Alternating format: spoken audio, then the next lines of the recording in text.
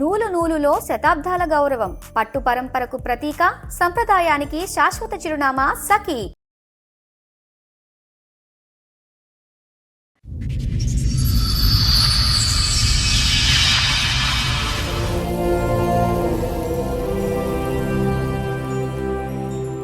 చెప్పడమ్మా, ఇక్కడి వరకు దేనికి వచ్చారో, ఏంటి మీ సమస్య? మా తాత మా అమ్మమ్మ పెళ్లి చేసి ఆ రోజు ఇస్తానన్న ఆస్తి ఇవ్వలేదు మేడం.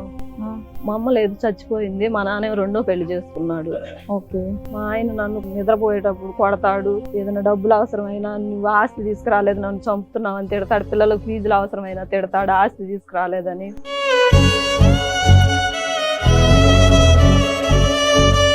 మా పెద్దమ్మ, మా పెదనాన్న, వాళ్ళ కొడుకు మా అన్నయ్య, వీళ్ళు ముగ్గురు కలిసి మా అమ్మ బాగాని వాళ్ళ పేరు మీద ఆన్లైన్ చేయించేసుకున్నారు. మీ ఆయన ఇంకా కొడుతున్నాడా దాని బదులు? నిద్రపోయేటప్పుడు దిండేసి ఒత్తుతాడు, గొంతు బిసుకుతాడు, కాలుతో కొడుతా అంటాడు మేడం.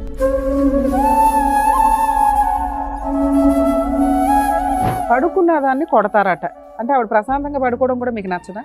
ప్రశాంతంగా నేను పడుకున్నప్పుడు ప్రశాంతంగా నువ్వెందుకు పడుకుంటావే అని కొడతారా? ఏంటి మీ ఉద్దేశం? కానీ ఒక మనిషిని పశువుగా కొట్టే అంత అలవాటు ఎవరికి ఉండకూడదు. మనం పశువులా కొట్టామంటే మనం పశువు అయిపోయినట్టే ఆటోమేటిక్గా. ఎందుకబ్బా ఈ డిబేట్ మండిపోతుంది? లాస్ట్ ఎప్పుడు చేసుకున్నారు మీ రక్త పరీక్ష? మీ రక్తం ఎంత ఉందో మెజర్ చేశారా? కళ్ళ కింద చార్లు వచ్చినాయి కదా, నల్ల అక్కడ చార్లు.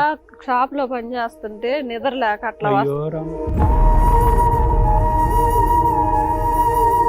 తను చేస్తేనే తిండి మేడం, పిల్లలకైనా ఫ్యామిలీకైనా. తను చేయకపోతే ఒక్కోసారి ఇతను ఏం చేస్తాడంటే పనికి వెళ్ళడు, ఇక్కడ ఇంట్లో కూర్చుంటాడు, ఇక ఆమె గడపాలి కాపురాన్ని. నాకు ఎన్ను కోసం నొప్పి వస్తుంది మేడం, మధ్య మధ్యలో బస్తాలు అయి మోయటం. నేను ఆ షాప్ లో కూడా పని చేయలేకపోతున్నాను. వాళ్ళ ఆస్తి 15 ఎకరాలు మీ అమ్మగారి పేరు మీద, మీ ఫ్యామిలీ పేరు మీద ఉన్నాయి. మిగతా సిస్టర్స్ కి పంచారు, కానీ వీళ్ళ బ్రదర్ కి తనకి ఇవ్వాల్సిన 3 acres షేర్ ఇవ్వకుండా ఎవరైనా పెద్ద మనుషులు వస్తే వాళ్ళని తిడుతున్నారట. ఎంతమంది పెద్ద మనుషులు వచ్చారు, మీరు ప్రాబ్లమ్ సాల్వ్ చేయలే. ఇప్పుడు వీళ్ళ వెనకాల సుమన్ టీవీ ఉంది, అడ్వకేట్ రమ్య గారు ఉన్నారు. కాదండి,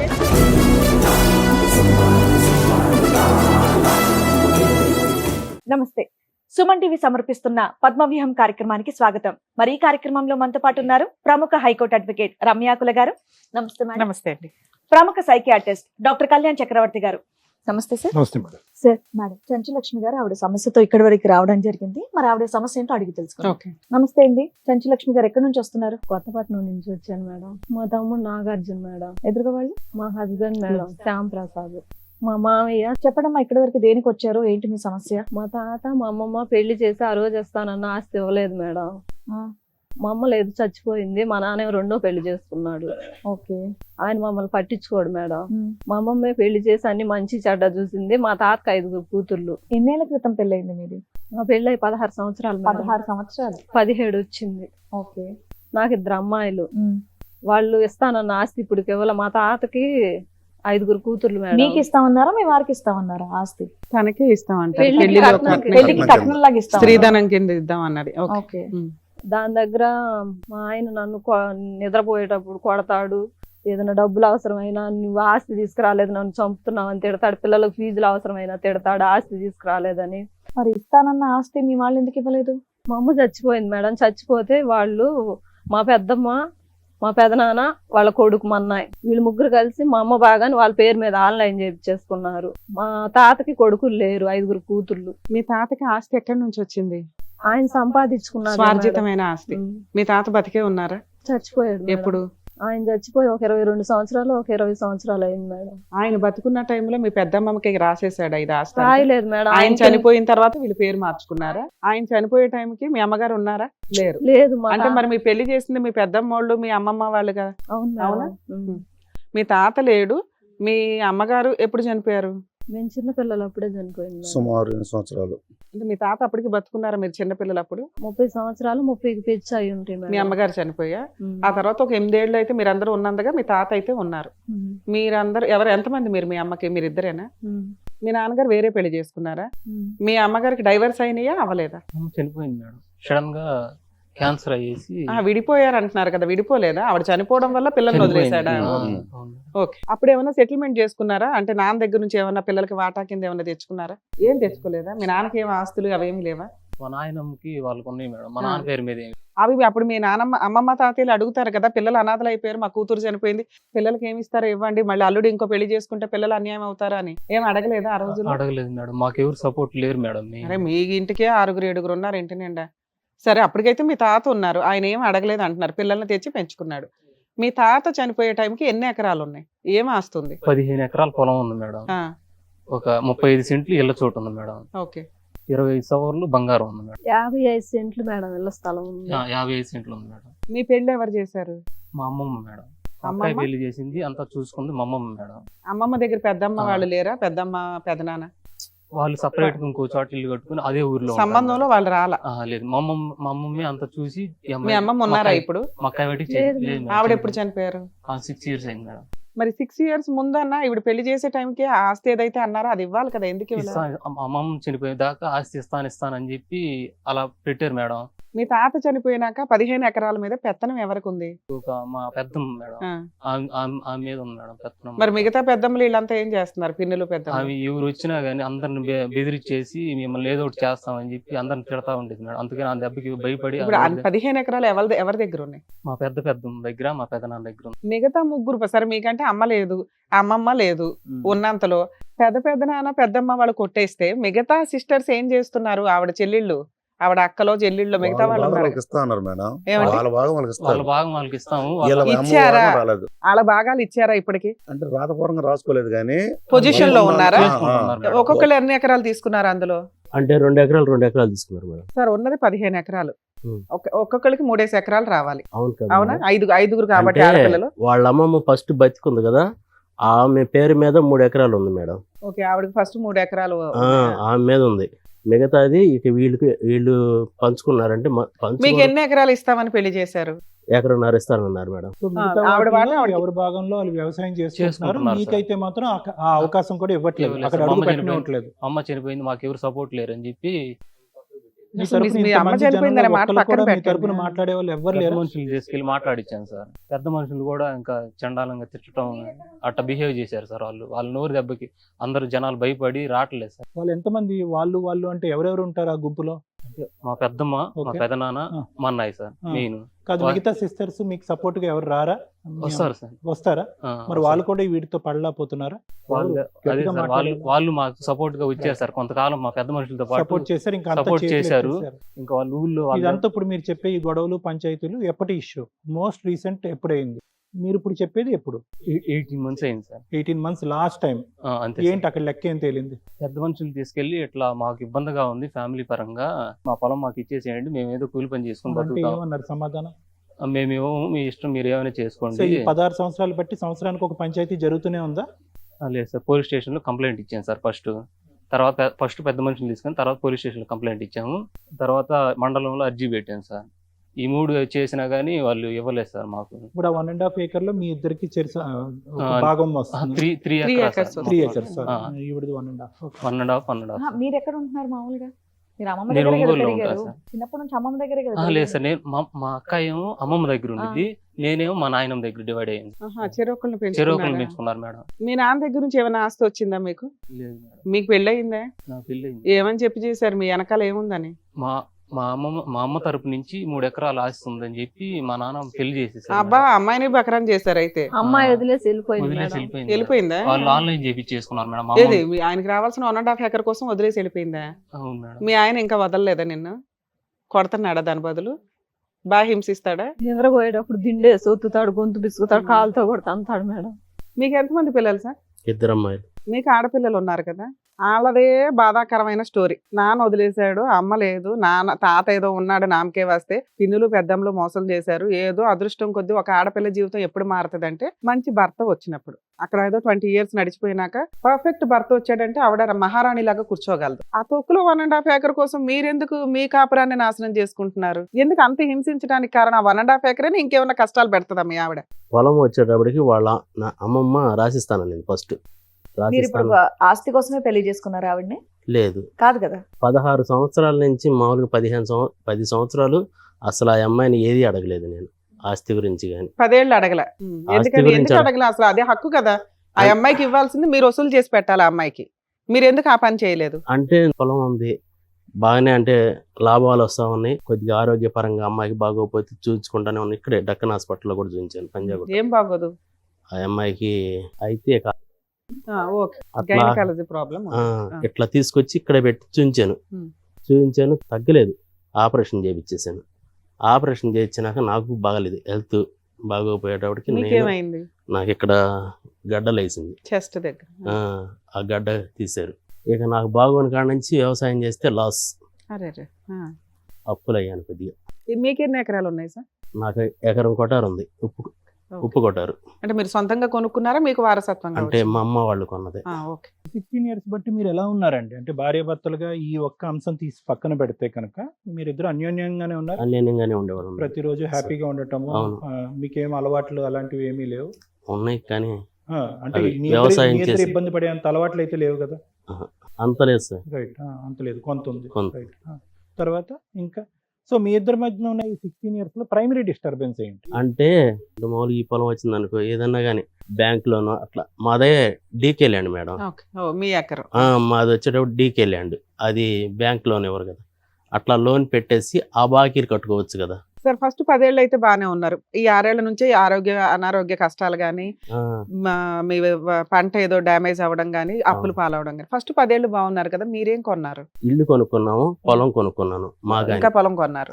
మాగాని కొన్నాం, అది డీకేనే. ఎందుకు అలాంటిది ఎందుకు కొన్నారు? ఒకటి ఆల్రెడీ లాస్ అని తెలుసు కదా, తక్కువ తక్కువ రేటుకి అదే వస్తుంది చేయడానికి. అదెన్ని ఎకరాలు కొన్నారు? 40 సెంట్లు మేడం. 40 సెంట్లు. సో కుటుంబం రన్ చేసుకోవడానికి, పిల్లల్ని చదివించడానికి మీ సంపాదన అయితే సరిపోతుంది ఒక రైతుగా. ఇంకేమన్నా పనులు చేస్తారా మీరు? బేల్దారి పని చేస్తాను. ఓకే. మీ ఆవిడ ఏమన్నా పని చేస్తుందా? మా ఆవిడ అప్పుడు అంటే పనికి పంపించాను లేదు, 10 years బ్యాక్. తర్వాత నాకు పంపించారు. ఎప్పుడైతే బాగాలేదో ఇక అమ్మాయి కూడా వెళ్ళటం ఎంత చేస్తాను. తీసుకొస్తుంది మంత్లీ? 10,000, 5,000, 2,000? 10,000 తీసుకొచ్చింది.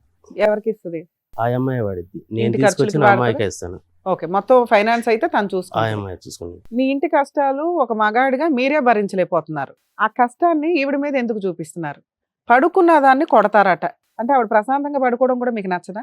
ప్రశాంతంగా అంటే నేను పడుకున్నప్పుడు ప్రశాంతంగా నువ్వెందుకు పడుకుంటావే అని కొడతారా ఏంటి మీ ఉద్దేశం? మిగతా అంతా బాగుంది, ఆవిడ పాత్ర బాగానే ఉంది, మీ పాత్ర బాగుంది, మంచి భర్తగా, మంచి తండ్రిగా పర్ఫెక్ట్ గా ఉన్నారు. భార్య విషయానికి వచ్చేసరికి ఎందుకు ఇంత క్రూయాలిటీ? ఆవిడ ఏమన్నా బానిసా ఏంటి? ఆ అమ్మాయి మాట్లాడుతుంది కానీ కళ్ళల్లో అట్లా నీళ్లు వస్తున్నాయి. ఏడిస్తే బాగుంటుందా బాగోదా అని మొహమాట పడుతుంది.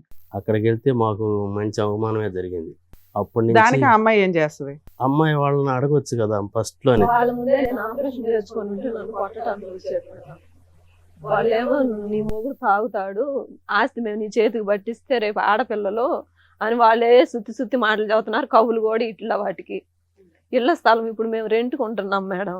ఆ ఇల్లు కూడా వాళ్ళు ఏదన్నా మనం రెంట్ ఇవ్వడం లేట్ అయింది అనుకో, ఇల్లు ఖాళీ చేసేయండి అంటున్నారు. ఇద్దరు ఆడపిల్లలు షాప్ నుంచి వెళ్ళలేక 8 దాటి. ఒక ప్రశ్న నేను మాది సొంత ఊరు అడుగుతాను తమ్ముడు, ఒక నిమిషం. ఆ. చాలా బాగా మాట్లాడుతున్నావు కానీ నీకు మందు అలవాటు బాగానే ఉంది, తర్వాత మాట్లాడుతాను. ఇప్పుడు ఈ ఆస్తి అనేటటువంటి అంశం లేకపోతే ఈ 16 సంవత్సరాలు బట్టి మీ ఇద్దరిది చాలా అన్యోన్యమైన జంట కాదా? ఇది ఒక్కటి చెప్పండి నాకు చాలు, ఇంకేం అక్కర్లేదు. ఈ ఆస్తి తగాదా, ఈ ఇచ్చేటటువంటి ఆస్పెక్ట్, మీ ఇద్దరు అన్యోన్యంగా ఉండటం అనేటటువంటివి రెండు ఒకదానికి ఒకటి లింక్ ఉందా? లేదండి ఆస్తి నా చేతిలో అందినా కూడా నా మొగుడు నన్ను సుఖంగా ఉండనివ్వడు అనే ఆలోచన మీకు ఉందా? ఫస్ట్ నుంచి కొడతానే ఉంటాడు సార్. మా అమ్మ అయిపోయింది, లేదు, కేల్ కథం దుకాన్ బంద్. మా అమ్మ లేదు, ఇద్దరు ఆడపిల్లలు. నేను అలిగి వెళ్తే ఎవరు చూస్తారు? ఒక నెల చూస్తారు మా అమ్మమ్మ వాళ్ళు అయినా ఎవరైనా. మళ్ళీ ఇది ఎందుకు అక్కడ ఏం చేసి వచ్చిందని ఎగతాళిగా ఉంటదని నిన్ను నేనే కొట్టడానికి silent గా అతనికి ఒక సర్దుకున్నాను. బ్రహ్మాస్త్రం కావాలి, అదేమో వచ్చి ఎప్పటికీ తేలినటువంటి ఒక లెక్క. ఇప్పుడు కాదు కదా, ఇంకో 20 సంవత్సరాలకు కూడా తేలినటువంటి ఒక జటిలమైనటువంటి ఒక సమస్యను పట్టుకుని జీవితాంతం నిన్ను కొట్టి తన్నేదానికి, అతనికి మందు కొట్టి తన్నేదానికి ఇది రొటీన్గా మనం మాట్లాడుకునే స్టోరీ ఇది.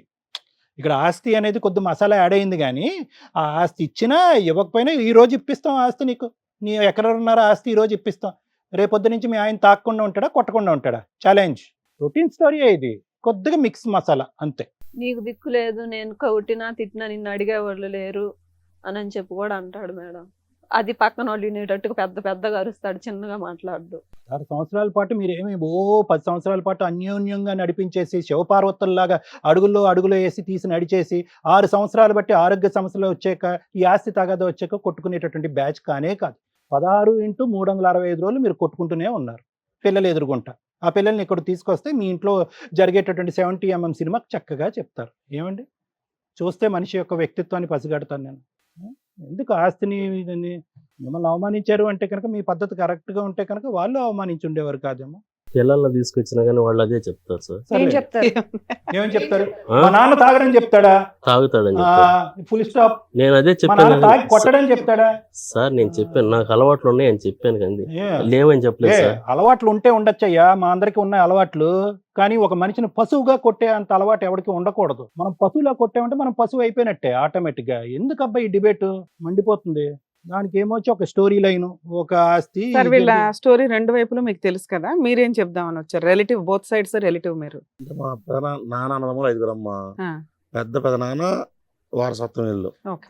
పెద్ద నాన్నకి 5 ఆడపిల్లకాయలు. ఉమ్, 5గురిలో ఒక అమ్మాయిని ఊర్లో ఇచ్చారు. ఆమె బాగా ఆమె పంచుకుంది. ఉమ్, వీళ్ళ 5గురు పెళ్ళి అయ్యేంత వరకు పెద్ద ఆమె ఇంటికి రాలేదు. ఓకే. వీళ్ళ 5గురు పెళ్ళి అయినాక పెద్ద కూతురు ఇంటికి వచ్చింది వాళ్ళ అమ్మ నాన్న కోసం. ఆ. ఇక ఉన్న అమ్మకి నాకు సపోర్ట్గా ఉంటా వాళ్ళిద్దరిని మంచిగా చేసుకొని ఆ ఉన్న మంచి అబ్బరు చేసుకుంటూ పొలం చేసుకుంటూ ఇంకా మిగిలిన 2 ఆడపిల్లకాయలకి ఇస్తాను అంది. పిల్లకాయలను కలుపుకున్నారు. అటు పిల్లకాయని ఇటు పిల్లకాయలు మనవరాలని చెల్లి కొడుకు కలుపుకున్నారు. సరే వాళ్ళ భాగం వాళ్ళకి వెళ్ళొద్ది. ఉమ్, ఒక ఆమె పంచుకుంది. ఇంకో ఆమె పంచుకోవడానికి వెళ్ళినా వీళ్ళు పంచుకోవడానికి వెళ్ళినా వాళ్ళు వాళ్ళ భాగం అయితే ఇవ్వలేదు, ఇబ్బంది పెడుతున్నారు. వీళ్ళు పెద్ద మనుషుల కాడికి వెళ్ళినా పెద్ద మనుషులు ఎవరైనా సపోర్ట్ తీసుకొచ్చుకున్నా వీళ్ళకి ఎవరు సపోర్ట్ చేస్తారో వాళ్ళని ఖచ్చితంగా తిట్టి పంపిస్తుంటారు. ఉమ్, అంతేగాని లాస్ట్ వాళ్ళకి సరే రూపాయి అనేది 1/2 రూపాయి ఇవ్వచ్చు, లేదు 3 ఎకరాలు కాదు 2 ఎకరాలు ఇవ్వచ్చు, లేదా ఎకరం ఇష్ట పూర్తిగా ఇవ్వచ్చు. వీళ్ళకి అది ఇవ్వకుండా వీళ్ళని ఇబ్బంది పెడుతున్నారు. వీళ్ళ బాధను మనం చూస్తా ఉన్నాం గత 20 సంవత్సరాల నుంచి. పిల్లలకి కాడి నుంచి అతను మీరు ఎప్పుడైనా బాధ తిట్లు తిన్నారా వాళ్ళ దగ్గరికి వెళ్ళి? అమ్మ ఖచ్చితంగా నాకు ఖచ్చితంగా ఉంటాయి. ఈ ప్రోగ్రామ్ అయిపోయినా మళ్ళీ ఉంటాయి అమ్మ. టీవీ అలాగే షోలోకి వెళ్ళి గతంలో- కూర్చుంటారా? గతంలో ఉన్నాయి, ఇప్పుడు ఉంటాయి. కాకపోతే ఇతను కూడా మ్యారేజ్ చేసుకున్నాడు. ఆస్తి ఉందని పిల్లని ఇచ్చారు. ఈరోజు అదే ఆస్తి లేదని పిల్ల వదిలేసి పుట్టింటికి వెళ్ళిపోయింది. ఇతని కాపురం అంతంత మాత్రం ఉంది, ఆమె కాపురం అంతంత మాత్రంగా ఉంది. పిల్లకాయలు ఇద్దరు ఎక్కువ సార్ ఇక్కడ ఈవిడ చెప్పడం నాకు స్టార్టింగ్ నుంచి ఓకే, ఓకే హెరాస్మెంట్ మేడం గారు. ఉందండి అని. ఆయనేమో ఓకే. 10 ఏళ్ళు బాగానే ఉన్నాం మేడం, అదే ఈ అదే కష్టాలు చెప్పవాలి వచ్చినాక మేడం. ఈ అంటున్నారు. 10 ఏళ్ళు దానికి- చిన్న పిల్లకాయలు మేడం. స్కూల్ ఫీజు 30,000 ఉండిద్ది, 50,000 ఉండిద్ది, కట్టుకోగలిగారు. ఇప్పుడు అమ్మాయి 10th పూర్తి అయింది. ఇంటర్మీడియట్ జాయిన్ చేయాలంటే 2 లక్షలు అడుగుతున్నారు ఫీజు. ఇంకో 1 year 1.5 year 2 years ఆమె కూడా 10th వచ్చింది, ఇంటర్మీడియట్కి వచ్చింది. ఇంకో 2 లక్షలు కట్టాలి, ఇంకో 2 లక్షలు ఫీజులు కట్టాలి. ఇక ఈ ఫీజులు కట్టే విషయంలో ఫైనాన్స్ ప్రాబ్లమ్స్ వచ్చినప్పుడు మాత్రమే వీళ్ళ మధ్య సమస్యలు ఎక్కువ అవుతుంటాయి. ఆయా సమస్యలు పెంచే కొద్ది ఇప్పుడు వీళ్ళిద్దరు కలిసి ఉన్నారా? ఏమన్నా గొడవ కలిసే ఉన్నారు.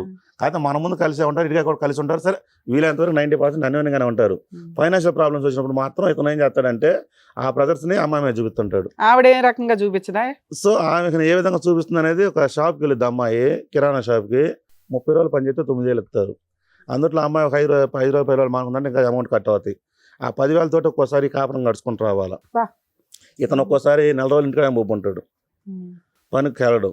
వీళ్ళ భాగం వీళ్ళ ఆలోచన ముఖ్య ఉద్దేశం ఏంటంటే మాకు ఇస్తానన్న భాగం మా అమ్మ భాగం మాకు ఇప్పించగలిగితే మా తమ్ముడు కాపురం బాగుండిద్ది, నా కాపురం బాగుండిద్ది అని ఈ అమ్మాయి నన్ను వచ్చి రిక్వెస్ట్ చేయడం జరిగింది. సరే దానికోసం నేను మీ దాకా వచ్చాను. మిమ్మల్ని మీ ద్వారా మాకు పరిష్కారం అందిద్దని మీ ప్రోగ్రామ్స్ నేను ఎక్కువ చూస్తుంటాను మేడం. అప్పుడప్పుడు మీ ఇప్పుడు మధ్య మధ్యలో ఒక నిమిషం సార్, సార్, సార్. మా ప్రోగ్రామ్ చూస్తున్నారు, సంతోషం. ఆ, మధ్యలో ఇతను ఎందుకు పని చేయడు అంటే ఎటువంటి అది ఆరోగ్య ఒక్కసారి మాకు చెప్పట్లేదు సార్, మీరే కొంచెం వివరంగా అడగరా? ఆరోగ్య విషయం సార్. నేనైతే ఏంటి ఆరోగ్యం? నాకు తెలియని అంటే ఆరోగ్యం. మామూలుగా ఇప్పుడు పనికి వెళ్ళాను అనుకో, కళ్ళు తిరుగుతాయి, అంటే బీపీ డౌన్ అయిపోతుండేది అంతే. నేను ఏం చెప్తానండి, ఇక వారికి తల్లి తండ్రి లేనందువల్ల ఎంతో కొంత బాధ్యత, సరే మేనమామ అన్న ఒకే ఒక కారణంతో నేను రావడం జరిగింది మేడం. నాకు హాస్పిటల్లో ఉన్న 10-15 రోజులు చూస్తారు. ఇంటికి వచ్చిన తర్వాత చిన్నగా నా పనులన్నీ నేను చేసుకోవాలి. పిల్లలు అయ్యి బాత్రూమ్ కూర్చున్న గుడ్లే నేను ఉతుక్కోవాలి. అవి ఉతుకుతుంటే కష్టంగా ఉంటుంది. అట్లాగే నేను అన్ని చేశాను. 8 నెలలకే గర్భసంచి తేడా వచ్చింది. పెద్ద ఆపరేషన్ కూడా చేసుకున్నాను. ఇప్పుడు ఆ షాప్ లో పని చేయాలన్న బస్తాలు అవి మోసి ప్యాకింగ్ చేయాలి. కందిపప్పు, మినపప్పు అవన్నీ 50 కేజీల బస్తాలు ఉంటాయి, 25 కేజీల బస్తాలు ఉంటాయి. ఒక నిమిషం తల్లి, లాస్ట్ టైం ఎప్పుడు చేసుకున్నారు మీ రక్త పరీక్ష? మీ రక్తం ఎంత ఉందో మెజర్ చేశారా? మీరు ఎంత పేల్ గా ఉన్నారో చూసుకున్నారా? హిమోగ్లోబిన్ ఎంత ఉంది చూపెట్టుకోలే కదా? అంటే అవన్నీ కళ్ళ కింద చారలు వచ్చినాయి కదా, నల్ల అక్కడ చారలు. షాప్ లో పని చేస్తుంటే నిద్ర లేక అట్లా అయ్యో వస్తున్నాను. రామ. తను చేస్తేనే తిండి మేడం, పిల్లలకైనా ఫ్యామిలీకైనా. తను చేయకపోతే ఒక్కోసారి ఇతను ఏం చేస్తాడంటే పనికి వెళ్ళడు, ఇక ఇంటికాడ కూర్చుంటాడు, ఇక ఆమె గడపాలి కాపురాన్ని. నాకు ఎన్నుకోసం నొప్పి వస్తుంది మేడం. మధ్యలో ఆ బస్తాలు అవి మోయటం. నేను ఆ షాప్ లో కూడా పని చేయలేకపోతున్నా. వాళ్ళు ఏదన్నా ఆస్తి ఇస్తే ఆ ఇచ్చిన దాన్ని చేసుకోవాలని చూస్తాను. ఈ పిల్లలు చదివకుండా పెళ్లి చేసేయండి, వాళ్ళని ఆస్తి అడిగామని వాళ్ళు మాతో పలకను కూడా పలకటలేదు మేడం. మా అమ్మ వాళ్ళు అక్కలు చెల్లెళ్ళు 5 అయితే 2 వాళ్ళ పిల్లలు వాళ్ళు మాతో పలకటం ఆస్తి అడిగామని.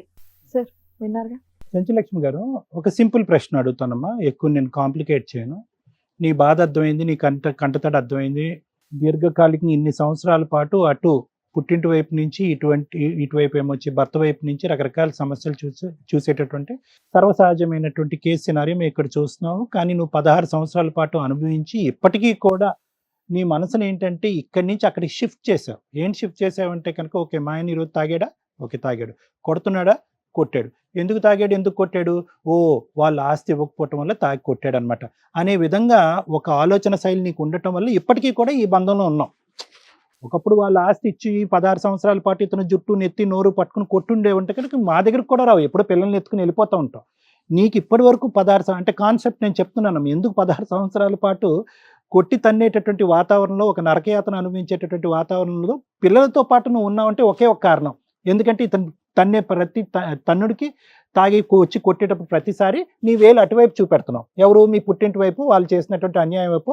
ఓ అవును కదా, మా ఆయన ఈరోజు గట్టిగా గుద్దాడు అంటే కనుక ఆ ఆస్తి ఇచ్చుంటే గుద్దడేమో అని చెప్పి, అది అసలు నేను 0.1% మార్కులు కూడా నేను దానికి, ఎందుకంటే నాకు స్టార్టింగ్లోనే కాన్సెప్ట్ అర్థమైపోయింది. Yes, that is an issue, no doubt about it. మీ తమ్ముడు అదే చెప్తాడు, మీరు అదే చెప్తాడు. అవును సార్, ఇది ఒక ప్రధానమైనటువంటి అంశము.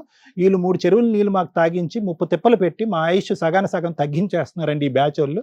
ఎవరి మాటకి లొంగట్లేదు, మాకంటూ సపోర్ట్ లేదు, కాబట్టి మేము ఏకాగ్గా పోరాడుతున్నాం అంటే కనుక ఓకే, దానికి లీగల్గా ఎలా వెళ్ళాలి, ఎటువంటి పోరాటం చేయాలి, ఏ కేసులు వేయాలి, ఎటువంటి సివిల్ మ్యాటర్స్లోకి వెళ్ళాలి అనేది లాయర్ మేడం బాగా చెప్తారు. కానీ నాకేంటంటే అసలు ఇది సబ్జెక్టా అందుంచి నేను ఒకే ప్రశ్న అడుగుతానమ్మా అన్నాను. ఈరోజు దేని గురించి వచ్చారు ప్రధానంగా?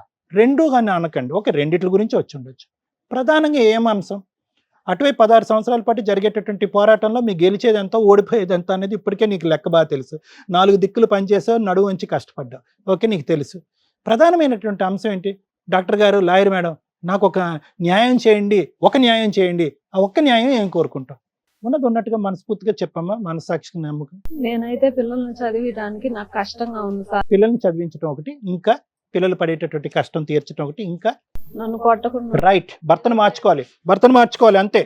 Point very clear. మీరు 4 వచ్చినా ఇంకో 20 మంది వచ్చినా కూడా ఇక్కడికి the point and the concept of this entire conversation, ఈ మొత్తం ఎపిసోడ్ యొక్క ముఖ్యమైనటువంటి సారాంశం జీవితకాలంలో గుర్తుపెట్టుకుంటే పిల్లల యొక్క భవిష్యత్తు కాపాడాలి. అమ్మ, కూలీ నాలి చేసుకునేటటువంటి వాళ్ళు చాలా మంది పిల్లల్ని అభివృద్ధి పదంలో పంపిస్తున్నారు, అప్పులు తెచ్చి చదివించుకుంటున్నారు, అవ్వకపోతే గవర్నమెంట్ స్కూల్స్ కాలేజీలో చదివించుకుంటున్నారు. ఇక్కడ ప్రధానమైనటువంటి అంశం ఏంటంటే మీ ఇద్దరి మధ్యన సఖ్యత లేకపోవటం వల్ల, అన్యోన్యత లేకపోవటం వల్ల, అండర్స్టాండింగ్ లేకపోవటం వల్ల, ఒకే తట్టి మీద నడిచేటటువంటి దమ్ము ధైర్యం లేకపోవటం వల్ల, అతను బీపీ డౌన్ అవుతుందని మధ్యలో పడుకుండిపోయి నువ్వే పనికి పరిగెట్టేటటువంటి పరిస్థితి వల్ల, అనుకోనటువంటి ఒక ఆర్థిక సంక్షోభం రావటం వల్ల ఈరోజు పిల్లల యొక్క భవిష్యత్తు ఆగమ్య గోచరం అయ్యి దిక్కుతోచినటువంటి పరిస్థితుల్లో వచ్చింది. కాబట్టి ఈరోజు పిల్లలకి ఫీజులు కట్టాలి.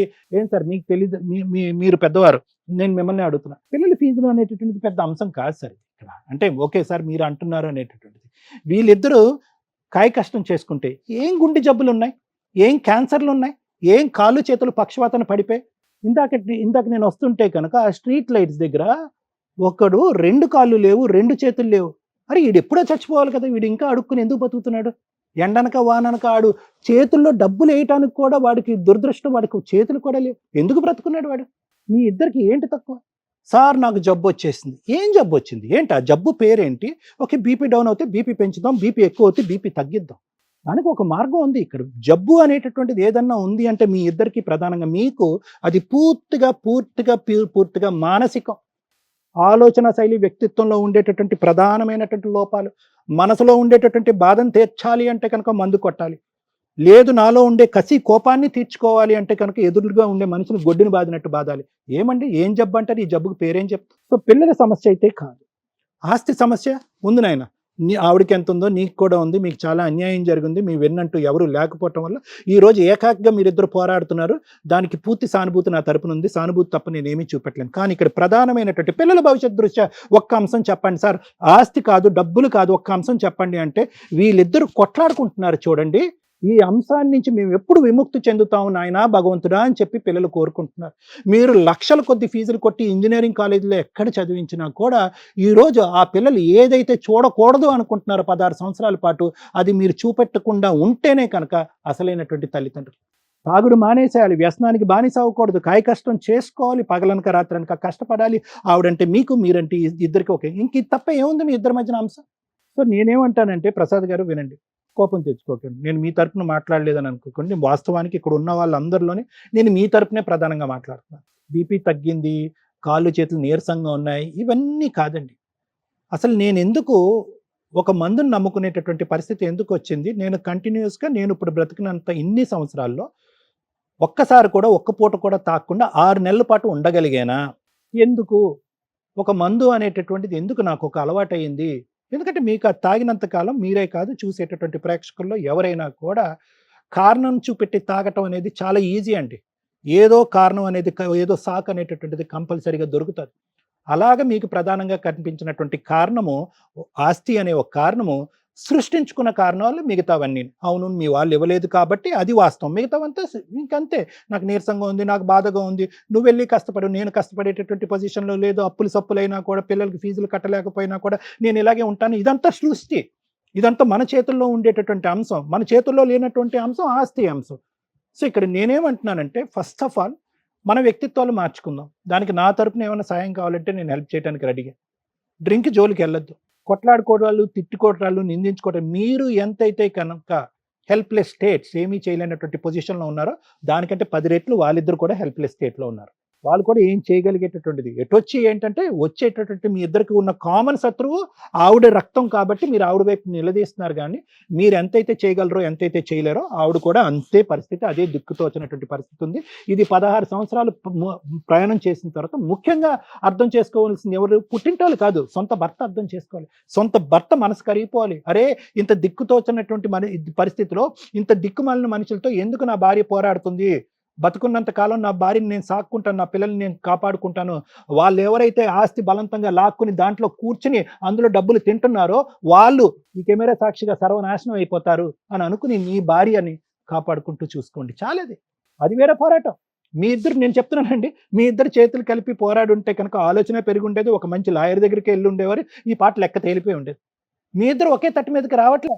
మేము ముగ్గురం కలిసి పోరాడాం మేడం. దాని గురించి అయితే సార్, ఏమండి, ప్రపంచంలో ఏదన్నా యుద్ధం, పాండవులు కొట్టుకున్నారు, కౌరవులు కొట్టుకున్నారని ఎక్కడ విన్నారండి? ఎక్కడ వినరండి.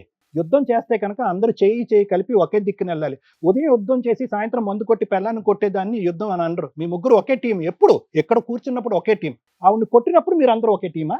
ఆవిడ తాగొచ్చినప్పుడు జుట్టు పట్టుకుని పెళ్ళి ఎదురుగున్న తన్నప్పుడు ఒకే టీమా? మీరు ఏం మాట్లాడతారండి? ఏదైనా ఒకే లెక్క చెప్పండి. మేము ముగ్గురు ఒకే టీము, ఫైట్ చేస్తాం. లేదు మేము విడివిడిగా కొట్టుకుంటున్నాం అంటే అది వేరే విషయం.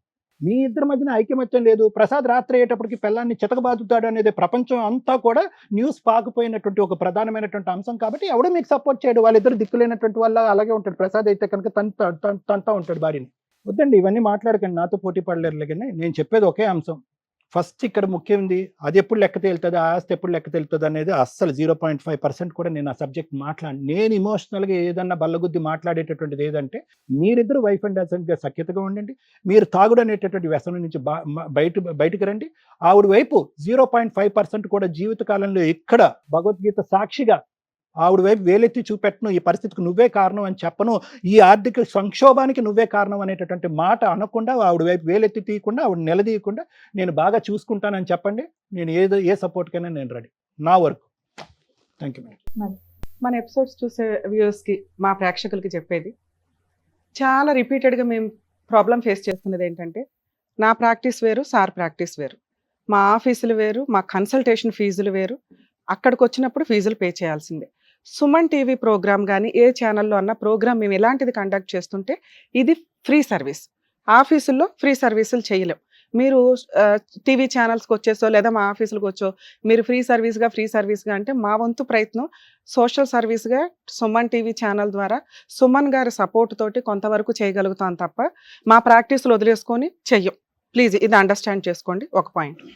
2, డైరెక్ట్గా ఫీజులతో అవ్వలేని పనులు మా ఎపిసోడ్లు చూడడం వల్ల ఒక ప్రాబ్లం వస్తే ఎలా సాల్వ్ చేసుకోవాలి, అసలు ప్రాబ్లమే రాకుండా చూసుకోవడానికి మా ప్రోగ్రామ్స్ మీకు కొంతవరకు పనికొస్తాయి. ఎందుకు మాకు ఈ ఎపిసోడ్లు అంటే, ఈ రోజున ఇది ఎంత లిటిగేషన్ ప్రాబ్లం అంటే 16 ఏళ్ల నరకం. ఎవరు మంచి ఎవరు చెడు అని తర్వాత మాట్లాడదాం. ఆస్తి ఇంపార్టెంటా, కుటుంబం ఇంపార్టెంటా, భార్యాభర్తల బంధం ఇంపార్టెంటా? ఇక్కడ లేడీస్ మంచోళ్ళ, జెంట్స్ మంచోళ్ళ? ఈ టాపిక్లు మాట్లాడాలన్నా, వాటి గురించి తెలియాలన్నా ఈ ఎపిసోడ్స్ చూస్తున్నప్పుడు ఓహో మనం ఇలా బిహేవ్ చేయకుండా ఉండాలి, ఇలా బిహేవ్ చేస్తే మనం కూడా టీవీ ఛానల్స్కి వెళ్ళి కూర్చోవాలా, ఎందుకు అనవసరంగా కోర్టుకు వెళ్ళాలా? మీ ఇంట్లో ప్రాబ్లం రాకుండా చూడటమే సుమన్ టీవీ పద్మ వ్యూహం ప్రోగ్రామ్ యొక్క ముఖ్య ఉద్దేశం. ప్రాబ్లం వస్తే సాల్వ్ చేయడానికి మీకు దగ్గరలో అడ్వకేట్లు ఉంటారు.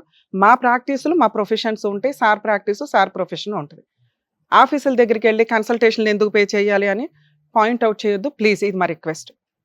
ఇక్కడ ఈ ప్రోగ్రామ్ని నేను ఒక పెద్ద మనిషి వ్యూ నుంచే మాట్లాడతాను. ఆయన ఇక్కడికి ఒక కుటుంబం సర్వనాశనం అయిపోకూడదు అని ఇక్కడికి తీసుకొచ్చారు. 2 పిల్లల జీవితాలు సర్వనాశనం అయిపోకూడదు అని ఇక్కడికి తీసుకొచ్చారు. ఆ తీసుకొచ్చే టైంకి 16 ఏళ్ళు అయిపోయింది. ఎవరు మంచి ఎవరు చెడు, వాళ్ళకి వేరే ఆప్షన్ దొరకల. ఇది పూర్తిగా జనాలకు అర్థమయ్యేది ఏంటి అంటే ఆస్తి తగాదా అని.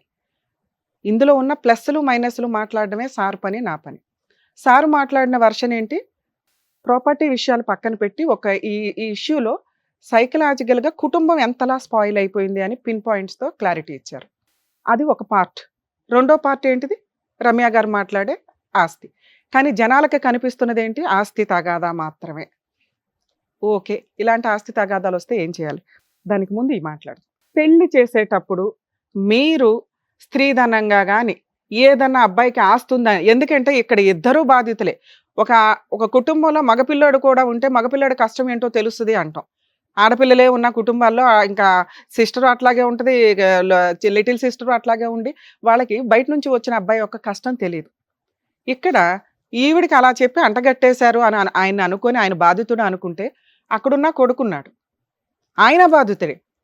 అంటే ఒక కోడలు ఆస్తి చూసి ఇక్కడికి వచ్చింది, ఒక అల్లుడు ఆస్తి చూసి వచ్చాడు. ఒక్క అబద్ధం చెప్పన్నా పెళ్ళిళ్ళు చేసేస్తే పని అయిపోద్ది అనుకుంటే అది ఎప్పుడో జనరేషన్ అండి. ఇప్పుడు ఒక అబద్ధం కాదు, అబద్ధం మాట్లాడుతున్నారని తెలుస్తుంటేనే కాపురాలు పోతున్నాయి. కాబట్టి అబద్ధాలు చెప్పి పెళ్ళిళ్ళు చేయకండి. అది జాబ్ గురించా, ఆస్తి గురించా, శాలరీస్ గురించా, జాయింట్ ఫ్యామిలీలో కలిసి ఉండడం గురించా, ఇవన్నీ ముందుగా క్లారిటీ చూసుకుంటేనే ఇలా కోర్టుల చుట్టూ తిరగాల్సిన అవసరం ఉండదు. ప్యూర్గా మీరు పెళ్లి టైంలో ఇదిగోండి ఇస్తాము అంటే 6 months అసలు పెళ్లికే ఇచ్చి పడేయాలి. అలాగే ఇస్తుంటేనే పెళ్లిళ్ళు చేసుకోండి. ఎంగేజ్మెంట్కి మ్యారేజ్కి మధ్యలో రిజిస్ట్రేషన్లు అయిపోవాలి.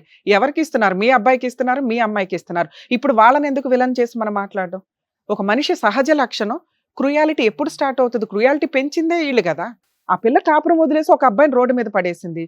ఓ భర్త సమాధానం చెప్పుకోలేక ఈరోజు కూర్చొని ఒక విలన్ అయిపోయాడు. పెద్ద మనుషులు చేసి వీళ్ళిద్దరిని వదిలించుకుందాం అనుకున్నారు. పోనీ ఇక్కడ అమ్మమ్మ వాళ్ళ తరపున చుట్టాలు పోనీ ఫేక్ అంటే నానమ్మ తరపున అలాగే ఉన్నారుగా. ఈవిడికే దిక్కాణం లేదు, ఆ పిల్లడికి కూడా అదే చెప్పి అంటగట్టారు. ఎవరి కాపురాలు నాశనం చేసినట్టు ఇక్కడ? వీళ్ళకి పుట్టిన పిల్లలు రోడ్ల మీద పడాలా? ఇది ఒక పార్ట్. అయితే చేసుకున్నాక అక్కడ ఆయన భార్య కోడలైనా కూడా ఈవిడ భర్త ఎవరైతే ఉన్నారో ఆ సారైనా అర్థం చేసుకోవాలి, ఇది నా కుటుంబం, ఈ ఆస్తిని తీసుకురావడానికి నా భార్యకి నేను ఎట్లా సపోర్ట్ చేయాలి, నేను ప్లస్ అవ్వాలి తప్ప మైనస్ అవ్వకూడదు. ఎందుకంటే వాళ్ళు అడ్డంగా మోసం చేసేసారు వీళ్ళని. ఒక భర్త ఈ రోజున ఆ రోజునే ప్లస్గా నుంచొని ఉండుంటే ఈ రోజున వీళ్ళ కుటుంబం సర్వనాశనం అయ్యేది కాదు. మిగతావంతా యాక్ట్ ఆఫ్ గాడ్ అనటానికి లేదు, యాక్ట్ ఆఫ్ హ్యూమన్ బీయింగ్స్.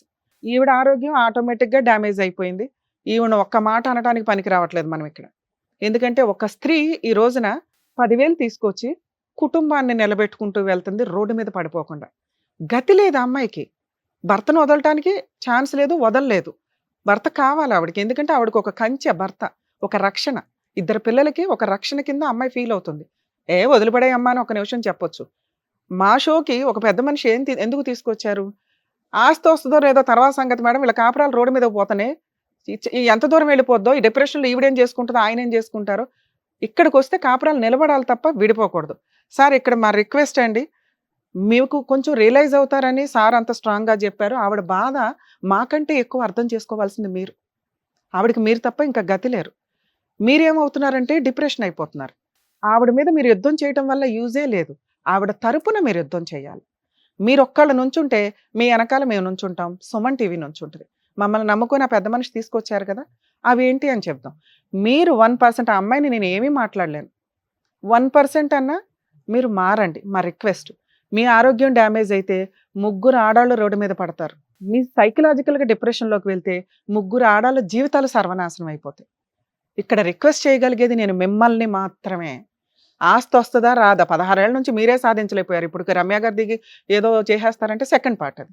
ఏం చేద్దాం అనేది తర్వాత మాట్లాడదాం. మీరు స్ట్రాంగ్గా లేకుండా ఇక్కడ ఊరికే ఎవడ పడితే వాళ్ళు వచ్చారు కదా అని ఇట్లా హామీలు ఇచ్చుకుంటూ కూర్చోలేం కదా. ఎందుకంటే ఒక లీగల్ ఫైటింగ్ ఎంత దారుణంగా ఉంటుందో మీకు తెలుసు. అందుకే అవి ఏమి చేయకుండా ప్రతిసారి పెద్ద మనుషులు చుట్టాలు వాళ్ళ బూతులు తిట్టించుడు వెనక్కి తీసుకొచ్చుడు. ఎంతమంది వస్తారు? ఇప్పుడు ఇదే డైలాగ్ మీరు ఇప్పుడు ఫోన్లో మేము మాట్లాడితే ఆ టీవీ షోకి వెళ్ళారు ఏం పీకుతారో అంటారు. ఆస్తి తగాదాలు కదా, ఆస్తి తగాదాలు అంత ఈజీగా సెటిల్ అవ్వు. దానికంటే ముందు మేము సాల్వ్ చేయాల్సింది ఇందాక సార్ చెప్పినట్టు మీ ప్రాబ్లం. మీరు మానసికంగా స్ట్రాంగ్గా ఉండాలా. ఆవిడ 10,000 సంపాదిస్తుంటే మీరు 20,000 సంపాదించి నాన్న మన ఇద్దరం కలిపి కోర్టుకి వెళ్దాం, రమ్య గారు చెప్పారు వాళ్ళ తోలు తీద్దాం. లీగాలిటీ లేకపోతే నేను చెప్పను కదా. వాళ్ళ తోలు తీయాల్సిన చోట మీరిద్దరు తోలు తీసుకుంటున్నారే. నువ్వు బలం ఉంది నీకు. మీకు బలం ఉన్నప్పుడు మీరు ఆ బలాన్ని కుటుంబాన్ని నిలబెట్టుకోవడానికి చూడాలి. కానీ ఒక బలహీనరాల మీద ప్రభావం ఏంటి సార్? నిద్రపోతుంటే కొట్టడం. మీకు 2 పిల్లలు ఉన్నారు. రేపటి రోజున ఆవిడ తండ్రి బతుకుంటే గుండె పగులుతుంది ఆయనకి. అరే నా కూతురు పడుకొని ఉంటే అల్లుడు వచ్చి కొట్టాడా. ఇది మీరు ఫీల్ అవ్వాల్సిన పరిస్థితి రాకూడదని నా రిక్వెస్ట్. మగాళ్ళందరూ మీలాగా ఉండకూడదుగా. మీ ఆరోగ్యం డ్యామేజ్ అయింది, మీకు ఈవిడికి డ్యామేజ్ అయింది, దాంతో పోలిస్తే మీకు చాలా తక్కువే. అసలు డ్యామేజ్ అవ్వకుండా చూసుకోవాలా. మీరు సైకలాజికల్గా డ్యామేజ్ అయిపోతున్నారు. అంటే డామినేటింగ్, కంట్రోలింగ్ లేదు. లాస్ అంతా నాకే వచ్చిందని మీరు పడవ వదిలేశారు. మునిగిపోతున్న పడవకి ఒక బొక్కలు పడిన తెడ్డేసుకుని నుంచుంది ఆవిడ. అర్థమవుతుందా? ఇది మేము ఎక్స్ప్లెయిన్ చేయాలనేది మా కోరిక. ప్లీజ్ మీరు అండర్స్టాండ్ చేసుకోండి. నెగిటివ్గా తీసుకోవద్దు. ఆవిడ ఈరోజు మీ మీద నెగిటివ్ ఏం చెప్పాలి. ఇక్కడికి వచ్చి నిజం చెప్పకపోతే ప్రాబ్లం మాకు ఎంత లోతుగా ఉందని అర్థం కాదు. అంతే కొరకు మీ మీద చెప్పింది తప్ప ఆవిడ బ్యాక్గ్రౌండ్లో మీరు లేకుండా బతకలేదు. అలాంటి ఒక సీన్ ఉంటే నేనే విడగొట్టి పంపించేస్తాను మిమ్మల్ని. ఆవిడ ఆస్తి ఎట్లా వసూలు చేయాలో నాకు తెలుసు. ఆస్తి కావాలి అంటే భార్య ఉండాలి, 2 పిల్లలకి తండ్రి ఉండాలి. వాళ్ళకి పడిన అనాథ బతుకులు మీ పిల్లలకి తగలకూడదు. ఎక్కడో మీకు రుణానుబంధాలు ఉన్నాయి, మీ ఇంట్లో పుట్టారు వాళ్ళు. వాళ్ళని ఎందుకు అనాథాలు చేయడం? ఈ నిమిషాన్ని ఆవిడ వదిలేస్తే ఆ 9,000తో 2 పిల్లలు ఫీజులు కట్టుకుంటూ కాలు మీద కాలేసుకుని బతికిద్ది. ఆ పిల్లలకి గవర్నమెంట్ కాలేజీలు ఎట్లా చేర్పించాలో మేము చెప్తాం. అనాథ అయ్యేది ఎవరిక్కడ? మీరు. వాళ్ళ ముగ్గురు ఒకే ఇంట్లో ఉంటారు. ఇది కొంచెం పర్సనల్గా రిక్వెస్ట్ అండి. ఏం తీసుకోకండి, ఇక్కడికి వస్తే మమ్మల్ని తిట్టేశారు అనుకొని. ఓకే, మీకు హెల్ప్ చేయాలి కదా, అది మాట్లాడతా. సార్ మీ టాపిక్ కూడా మాట్లాడదాం సార్. ఎందుకంటే ఇక్కడికి ఏదో పాపం వచ్చేసావు కానీ ఓ తమ్ముడి కింద. మీ సిస్టర్ కంటే మీరు ఇంకా అమాయకంగా ఉన్నారు. మీ వారసత్వపు ఆస్తులు ఎప్పుడూ కూడా వారసులకి ఏదైనా కష్టం వస్తే సపోర్ట్గా ఉండడానికి. గుర్తుపెట్టుకోండి, వాళ్ళెవరో ఇచ్చిందే తీసుకుని బతికేద్దాం అనుకుంటే మన జీవితం ఎందుకు, మన ఎనర్జీ ఎందుకు, మనం భూమి మీదకి వచ్చింది ఎందుకు? వాళ్ళు 1 ఎకరం ఇస్తే మనం 1 ఎకరం సంపాదించగలిగేలా, లేక 3 ఎకరాలు సంపాదించాలి. మళ్ళీ అట్లా అన్నా మనకు ఈయన కోపం వస్తుంది. ఆల్రెడీ కొన్నానండి 40 సెంట్లు అంటారు కానీ పాపం అవి ఆయన తాహతలో ఏదో కొన్నారు. కానీ వీళ్ళ నాన్నగారు తాతగారు ఎవరైతే కొన్నారో, వీళ్ళ తాతగారు నాన్నగారు, వారసత్వ ఆస్తులు మీకు సపోర్ట్ ఉండాలని గుర్తుపెట్టుకోండి. మీరు సెల్ఫ్గా సంపాదించుకున్నదే ఈ రోజున మీ సంపాదనలు. ఇవి కనుక లేకపోతే జీవితాలు సర్వనాశనం అయిపోతాయి అంటానికి ఈ ఎపిసోడ్ ఒక ఎగ్జాంపుల్. కొని భర్త కట్నం అంటానికి ఇది కట్నం కాదు, స్త్రీధనం. అదే టాపిక్ అతను మాట్లాడితే ఆయన భార్య వదిలేసింది. ఎరా బాబు నీ కట్నం ఏది, నువ్వు తెచ్చుకున్న ఆస్తి ఏది అని. ఒక ఆడపిల్లని ఏం చూసిస్తాము? భర్త బ్యాక్గ్రౌండ్ ఏంటి? గబుక్కుని భర్త ఇట్లా సంపాదించలేకపోతే 1 ఎకరం ఉంది, దాని మీద ఏదో కవులో ఏదో డబ్బులో ఏదో అమ్ముకుంటే 1/4 ఎకరం వస్తుంది అన్న ఒక సేఫ్టీ. ఒక ఆడపిల్లని 1,00,000 2 లక్షలు స్త్రీధనాలుగా ఇచ్చి ఎందుకు పంపిస్తారంటే బ్యాక్గ్రౌండ్లో భర్త రోడ్డు మీద పడేయడు అని. ఇక్కడేమో రోడ్డు మీదకి వచ్చేస్తుంది, అక్కడేమో మోసం చేశాడు కదా ఆవిడే రోడ్డు మీదకి వెళ్ళిపోయింది. సొంతంగా సంపాదించుకోవడం అలవాటు చేసుకోండి అమ్మ. ఇక్కడ మీకేం ఫరక పడదు కానీ ఒక ఆయనతోనే జీవితం. ఇప్పుడు ఈవిడ వదిలేస్తే ఈయన జీవితం ఎలా రోడ్డు మీద పడుతుంది అంటున్నామో, ఆయన జీవితం పాపం ఈ రోజున రోడ్డు మీద పడింది. భార్యాభర్తలు ఇద్దరు కలిసి ఉంటే చిన్న వయసులో ఉన్నారు, సంపాదించుకుంటారేమో. కొంచెం ఆగండి ప్లీజ్. కాపురాలు నాశనం చేసుకోవద్దు. మేబీ అలా ఆవిడ కనుక ఈ ఎపిసోడ్ చూస్తుంటే అమ్మ ఒకసారి నాతో ఫోన్లో మాట్లాడండి, లేకపోతే సార్తో మాట్లాడండి. మీకు ఏదైనా ప్రాబ్లం ఓన్లీ ఆస్తి తగాదా అయితే ఒకళ్ళకి సాల్వ్ చేస్తే ఇంకోళ్ళకి కూడా సాల్వ్ అయిపోద్ది. కానీ ఆయనకి సాల్వ్ చేయాలంటే ఈలోపు మీరు కాపురం నిలబెట్టుకోవాలి. ఈయన్ని రిక్వెస్ట్ చేసుకున్నాం మేము. ఆయన కాపురం నిలబెట్టుకుంటాడు, ఈ రోజు నుంచి భార్యను జాగ్రత్తగా చూసుకుంటారు. ఇన్ కేసు ఈ అమ్మాయిని ఇంకొకసారి కొట్టారంటే అమ్మాయి మాకు ఫోన్ చేస్తుంది, మేము లీగల్ యాక్షన్ తీసుకుంటాం సార్. పర్లేదా? ఆ హామీ ఇస్తారా? మంచిగా చూసుకుంటాను చెప్పు మేడం, మంచిగా చూసుకుంటాను చెప్పు. ఓకేనా? ఇక నుంచి మీ హస్బెండ్ మిమ్మల్ని కొట్టరు. ఒకవేళ కొడితే మా వాళ్ళకి ఫోన్ చేయండి. మా వంతు హెల్ప్ అయితే మేము చేస్తాం. ఇమీడియట్గా పోలీసులకు ఫోన్ చేస్తాం. ఇంకా ఆ రోజున వదిలేద్దురమ్మ. ఎందుకంటే ఒక అనాథ జీవితం ఎలా ఉంటుందో ఆయన ఫేస్ చేయాల్సి వస్తుంది. ఆయన బామ్మర్దే ఎగ్జాంపుల్ ఆయనకి ఇంకా నొప్పి తెలియట్లే, నొప్పి పెడుతున్నాడు అందరికి. నువ్వు వదిలేసిన రోజు నొప్పి తెలుస్తుంది. ఇంకొకసారి నీ ఒంటి మీద దెబ్బ పడితే కాల్ చేయండి, మేము తీసుకోవాల్సిన లీగల్ యాక్షన్ తీసుకుంటాం. ఒక జంటు ఎక్కడ వీక్ అయిపోయాడు కానీ మీరు ప్రూవ్ చేసుకుంటున్నారు, ఆయన ప్రూవ్ చేసుకోలేకపోతున్నారు. భర్తని కాపాడుకోవాల్సిన బాధ్యత, స్టామినా ఇవ్వాల్సిన బాధ్యత భార్య మీదే ఉంటుంది. పుల్లమ్మ ఎల్లమ్మ కబుర్లు ఇంకొద్దు. ఆయన మీరు బాగా చూసుకోండి, ఆయన మిమ్మల్ని డబల్ బాగా చూసుకుంటాడు. మీ ఇద్దరు కలిపి పిల్లల్ని బాగా చూసుకోండి. ఈ ప్రాబ్లం సాల్వ్ అవ్వాలంటే మేజర్గా మాట్లాడాల్సింది ఏంటి? ఆస్తి తగాద. పెద్దమ్మకు ఫోన్ చేద్దాం, తీయండి.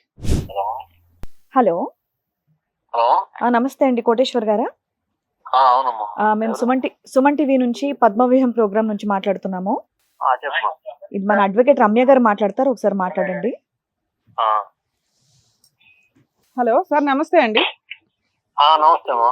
చెంచు లక్ష్మి గారు పద్మవ్యూహం ప్రోగ్రామ్కి వచ్చారండి వాళ్ళ ఫ్యామిలీతో పాటు.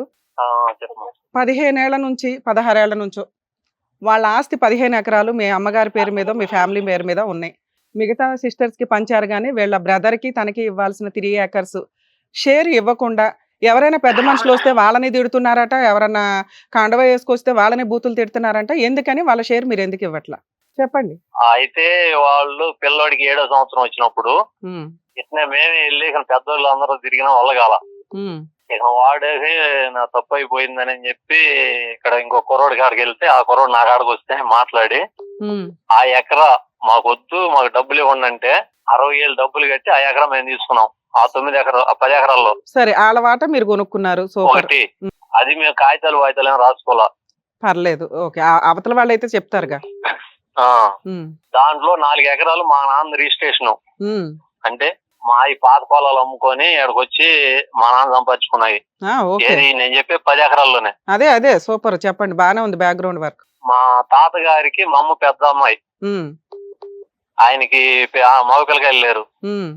మా నాన్న తీసుకొచ్చుకున్నాడు. ఏది మా అమ్మ పెళ్లి కాకముందు నుంచే మా నాన్నకి మా అమ్మనిచ్చి చేసాడు మేనల్లుడు, మా అమ్మమ్మ మేనల్లుడు. ఇక ఆయనే నిలబడి మంచి చెట్లన్నీ చూసుకుంటున్నాడు.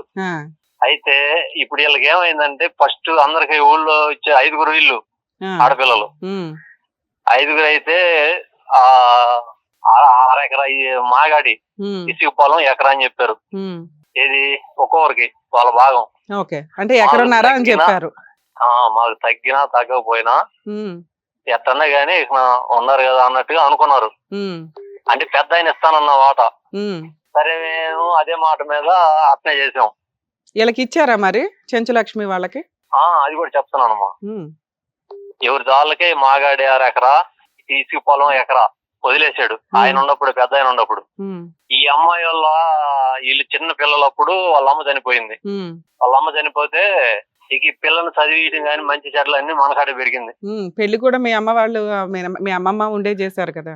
పెళ్లి చేసింది మేమే. ఈ అమ్మాయికి పెళ్లి చేసి 30 ఎకరం మాగాడిచ్చాం చెంచు లక్ష్మికా? చెంచు లక్ష్మికి. ఏమ్మా 30 ఎకరం మాగాని ఇచ్చారా మీకు?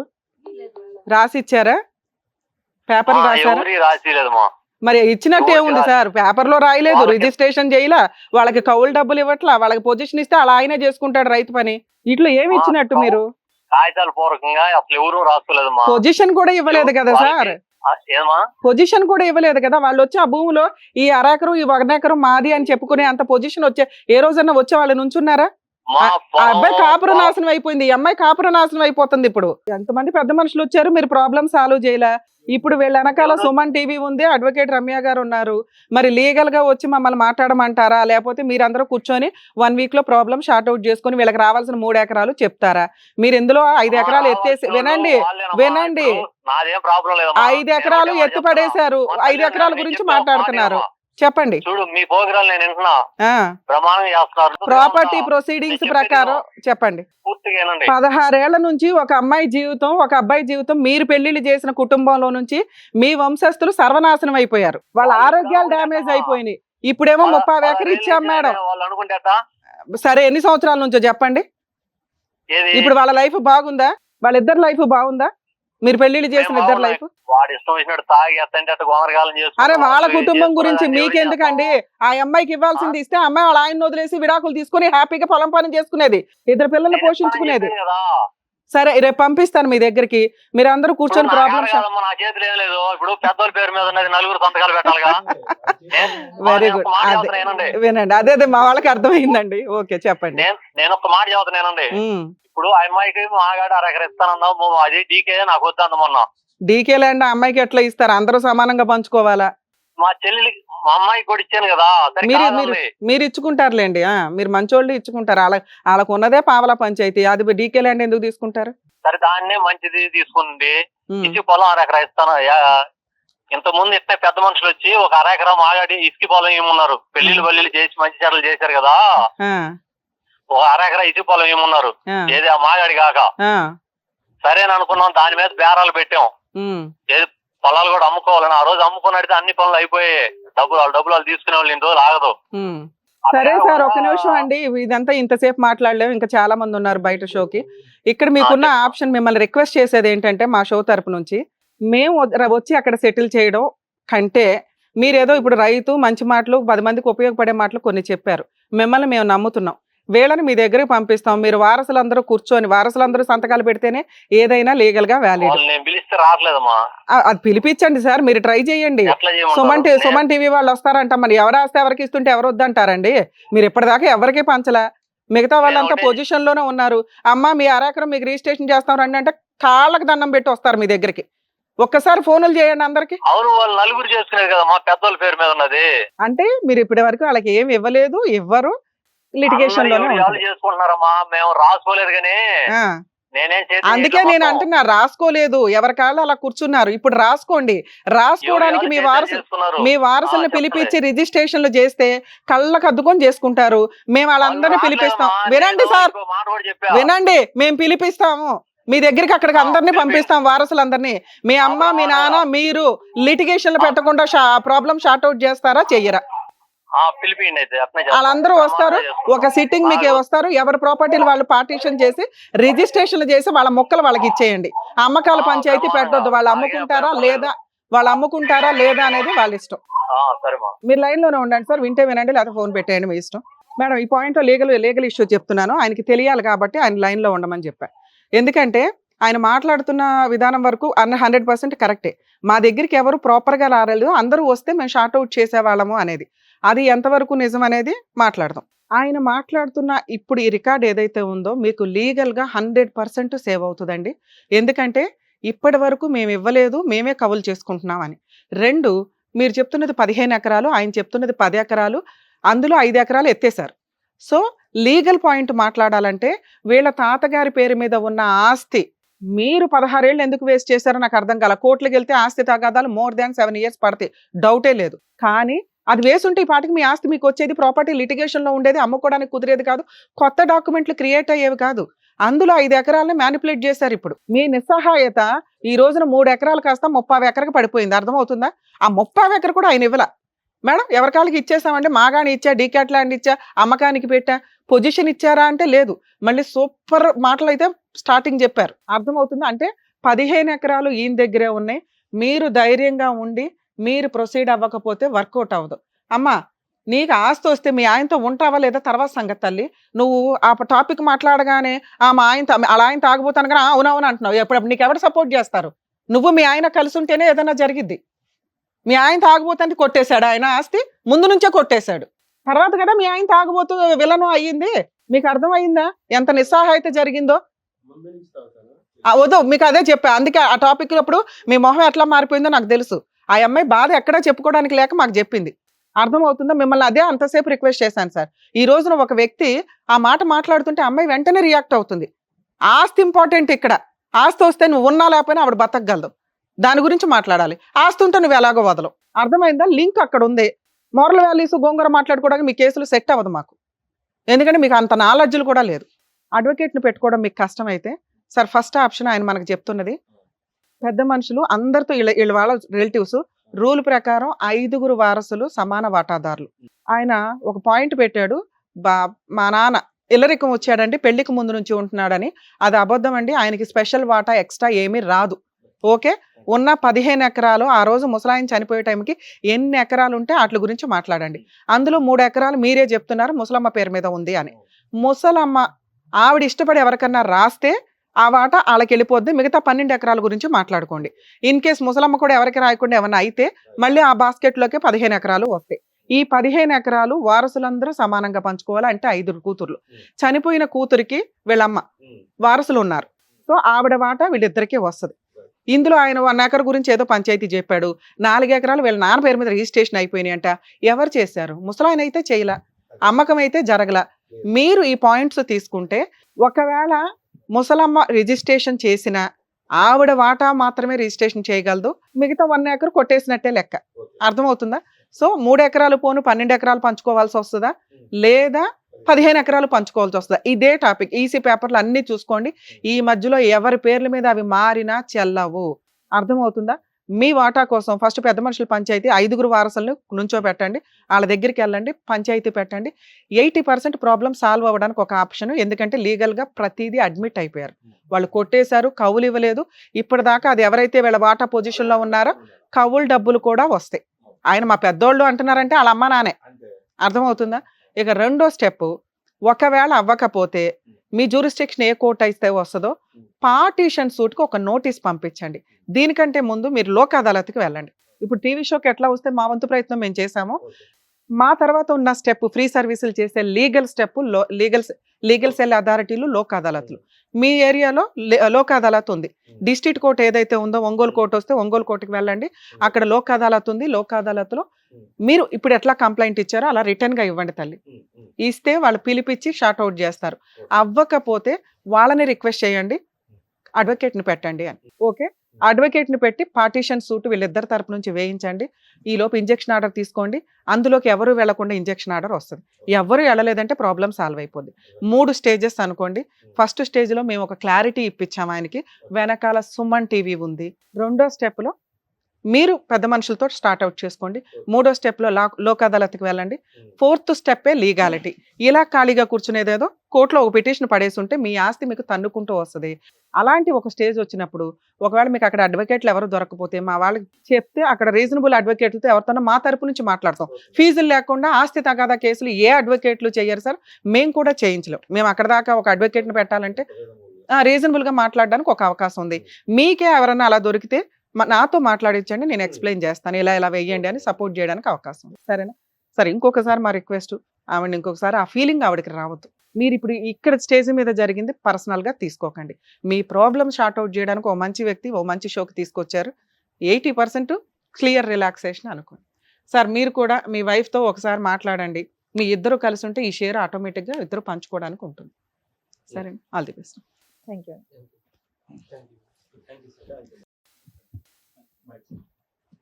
Thank you sir. Thank you madam. Thank you. మరొకతో మళ్ళీ కలుద్దాం.